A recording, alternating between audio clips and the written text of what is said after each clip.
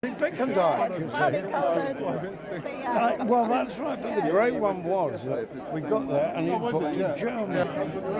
Yes. How did you manage? Did you No, the driver.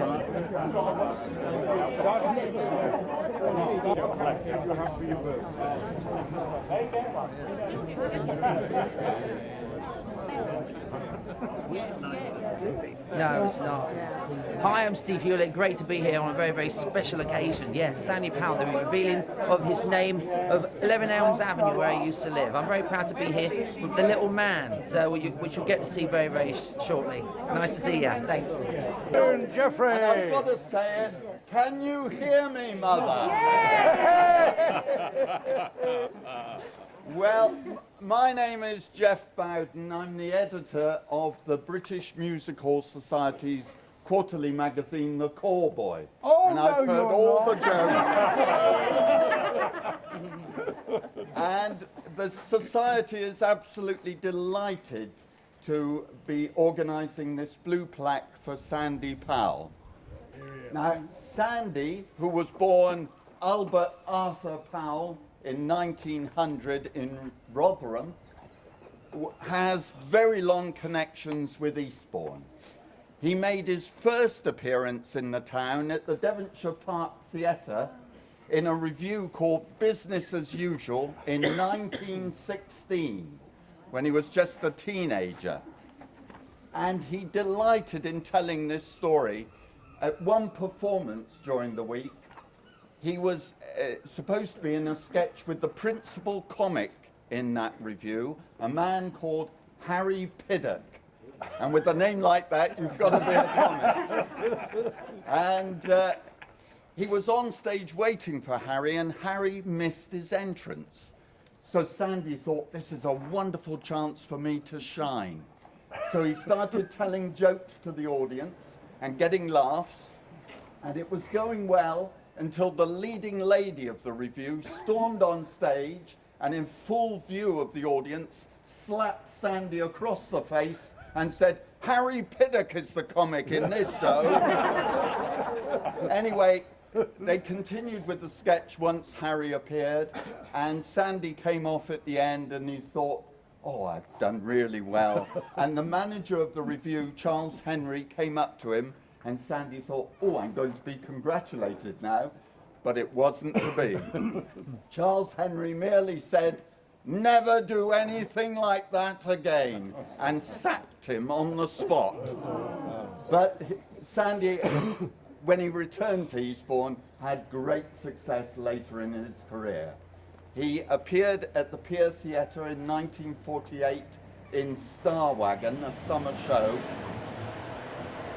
And Walter Fellows thought so much of him, and the audiences loved him, that he returned regularly after that. And when Walter Fellows died in the mid-50s, Sandy was asked to take over the running of the Pier show. And with his great friend and partner on stage, Norman Meadows, and Norman, in fact, became general manager of the Pier much later on, they had great success for years until 1970, when sadly the Pier Theatre burnt down. And I'm delighted today that Norman Meadows' daughter Barbara and her husband Michael are joining us for this plaque unveiling. Where is she? As a very unaccomplished ventriloquist. Usually found in military costume, as you can see in that photo, a very talented ventriloquist, Steve Hewlett. Yay! Thank you very much, thank you. Ladies and gentlemen, I'm very proud to be here. Sandy Powell was not only a water rat, which I have become a water rat very recently, very proud of that, with my brother rats here, Mr. Roy Hudd and Win Calvin. Lovely to be here. And not only am I a ventriloquist that lives in Eastbourne, which Mr. Eastbourne, Sandy Powell, did also. He worked on the pier for many years, doing lots of summer shows. Now, I've always wanted to work on the pier. I thought you had your hand up, Roy, no? I know where it is, it's all right. Okay, I thought there's an auction going on. Okay. Right, so yeah, I had an email this morning asking if I'd like to perform on the pier, so they are going to start shows on the pier again. So it's been a lovely day to start off, and this is just an honour. We've got the sun shining down as well. I don't do the voice, because I'm going to leave that to Sandy. I want you to check out the YouTube clip that I've been plugging all week this week. It's just hilarious, so I'm not going to attempt it. He was a terrible ventriloquist, but a very funny one. And I'm very proud to reveal, so take your photos, of the little man is what he was called. Where's the little fellow? Where is it, the little man? There he is! That's museum curator actually lent him to us today. And we've also got Sandy's sword that he used in the act as well. So you could snap away and we'll do some photos and stuff very shortly. This is the sword. I've got my hands full, sorry. Yeah, so... Don't give it to the rabbi, whatever you do. Himself, Mr. Wynne Calvin, MBE. He's a goer. He's a goer. Thank you for the MBE. I'm trying to swap it for a BMW. One evening back in about 1969, I came over to do a Sunday show appearance at the Pier Theatre for Sandy. He said, arrive in good time so that you can come and join us here for a cup of tea. When I arrived, Sandy was standing out there making sure that a parking space was reserved so that I could park there. And I thought, this is the man who in the 1930s had the mounted police out to keep the crowds back wherever he appeared. Absolutely. And he was standing there, making sure that I had somewhere to park the car, and oh, how I missed him today. The show at the theatre on the pier here.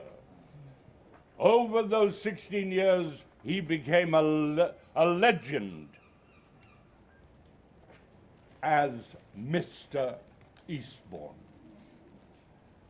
He was one of the kindest men and personally one of the most unassuming gentlemen. We appeared together on a number of occasions, we did pantomime together, etc.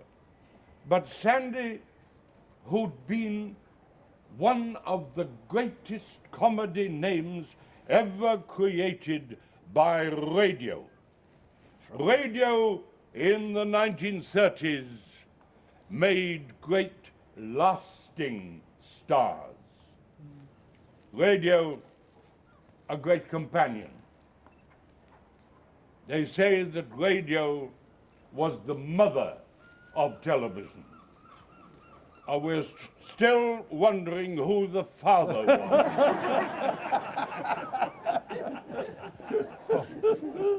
Over those years of his tremendous success, he remained one of the most kindly and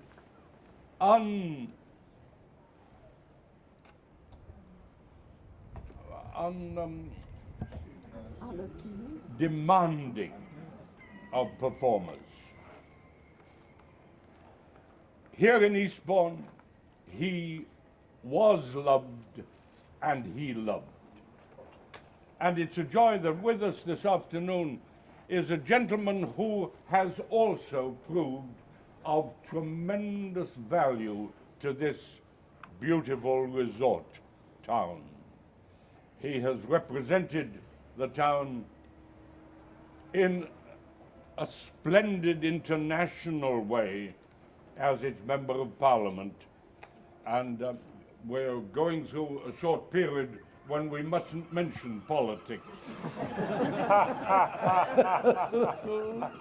But no, without any doubt, I know that we want to wish him great good luck in the election that is rumored to be getting closer and closer. So, on behalf of us all and of the British Music Hall Society, I can say welcome and jolly good luck to you, sir, Mr. Not an MP at the moment, any minute now, Mr. Stephen Lloyd. Thank you very much. Thank you very kind. Listen, can you get the band to play the Red Flag? Would you tell me? To balance it out, because I'm a fair man, I will tell a very, very quick little story that shows there's a flip side to everything, including politicians, just to make it a nice level playing field, because the BBC are there and I wouldn't want to get them in trouble. A few months ago, I was walking down Terminus Road up towards the pier. It's a true story. It sounds like a joke, but it's a true story. A little old lady came up, wanted to talk to me. So we had a bit of a chat for 15 minutes. She was very small and very elderly and had a very light voice. I'm very tall, I'm hard of hearing, so I was bending over there with my hearing aid so I could hear her. After about 15 minutes, she stood back, she looked at me and she said, "You know what, Stephen? My friends think you're an idiot, but I think you're really nice." So hopefully BBC that's level. Anyway, it's a fantastic event. I would now, with a great pleasure, I'd like to introduce the mayor. Before I do that, just in front of everyone, because he's such an amazing guy for the town, I'd like an enormous round of applause, actually, for Steve Hewlett, because this wouldn't have happened without him. Steve Hewlett! Yeah. Good man. Ladies and gentlemen, I'm not entirely sure that I can possibly follow these acts. They are just fantastic. So I'm going to play fairly straight down the line, as they say. I was actually asked to mention a few words about the British Music Hall Society. And I think without them and the others, this would not be happening today. And I was told a little bit about the society and what they do. They have an amazing information area and archives held by the society. I guess it's in London. Yes. London. And what they're doing is they are gathering together every artifact they can find about a wonderful period of variety in the lifetime of some people still here, because I actually remember hearing Sandy Powell on the radio when I was a kid. Good Lord. Yeah, I know. It's amazing, isn't it? Good day, unveiling a plaque to someone who wasn't a politician or a military man. Well, only when he brought the dummy on, of course, you know.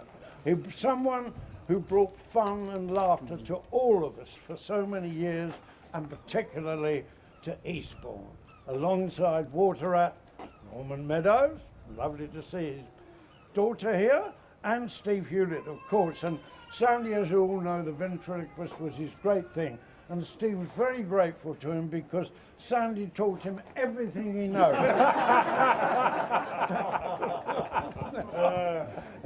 First time I saw Sandy do the vent, it was almost like a command performance, because we were both on the good old days from Leeds.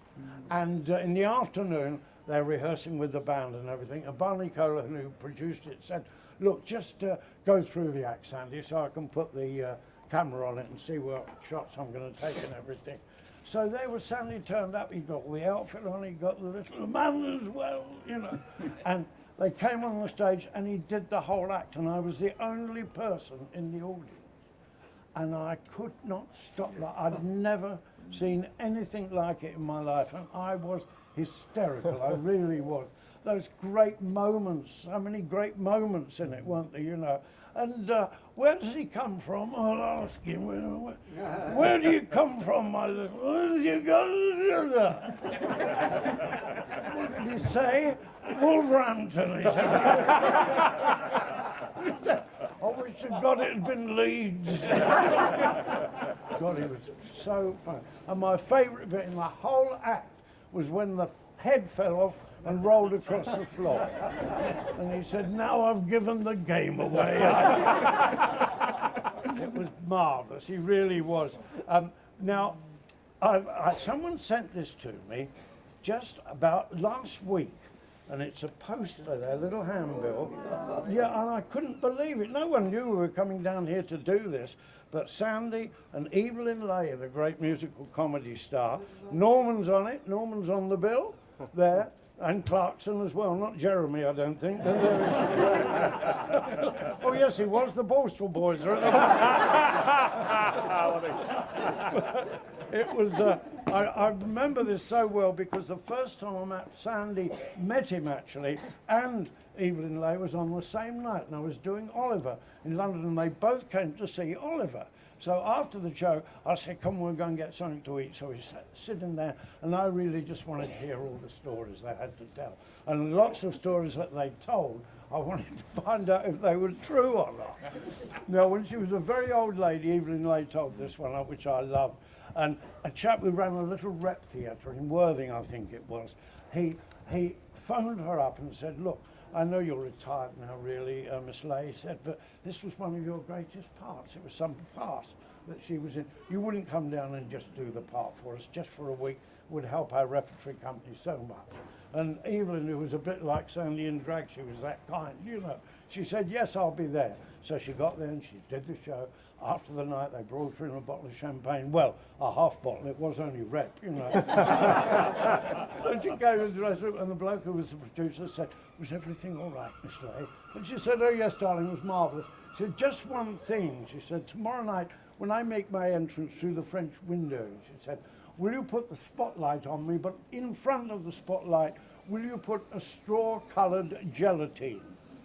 And he said, why is that? He said, well, it takes all the wrinkles out, darling. And he said, I don't think we've got a straw-coloured gelatine. She said, pass me my handbag.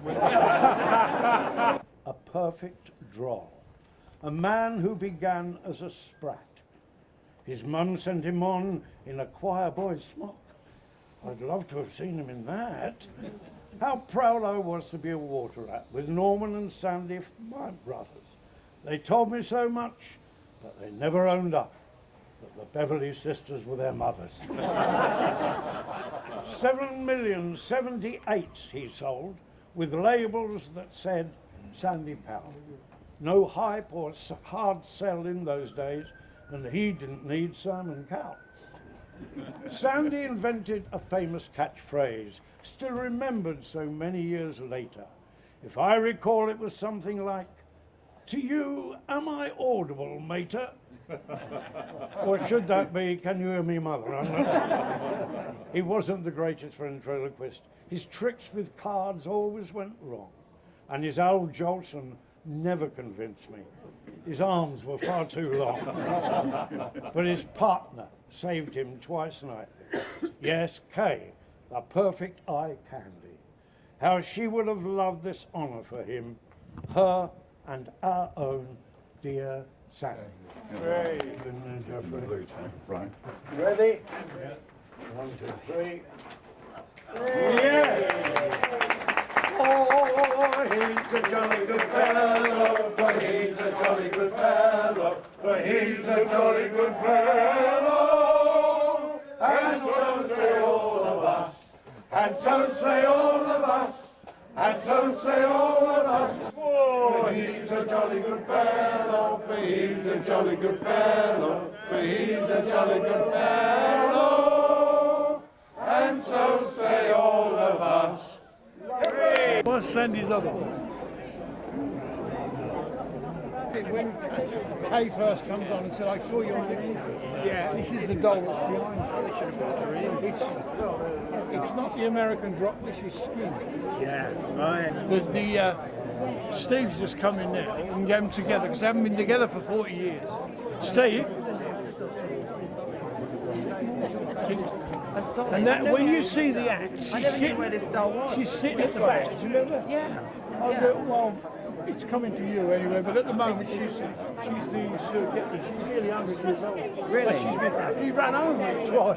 Did he really? But Do you want to write all that down and then yeah, I I'd can love to, please. That's nice. That would have to get a shot. Is there any chance of having them together? These two. Not working. Just like Sanita. Is that what it is? You'll use that. What I'm going to do is, you'll use this one.